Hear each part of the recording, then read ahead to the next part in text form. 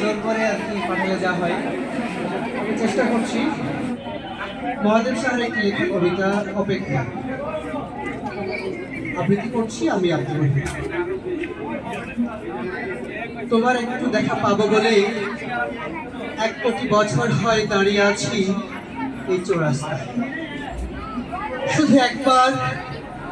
শুধু একবার দেখো তোমাকে, শুধু তার জন্য দীর্ঘ অপেক্ষা।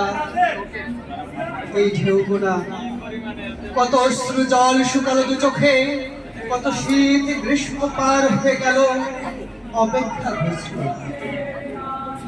এক ঝলক দেখার জন্য হত্য গেওর মতো দাঁড়িয়ে আছি আমি রাস্তার উপর। চক্ষু লজ্জা নেই, তোমার একটু দেখা পাবো বলে জীবনের সব কিছু ফেলে এখানে এলাম।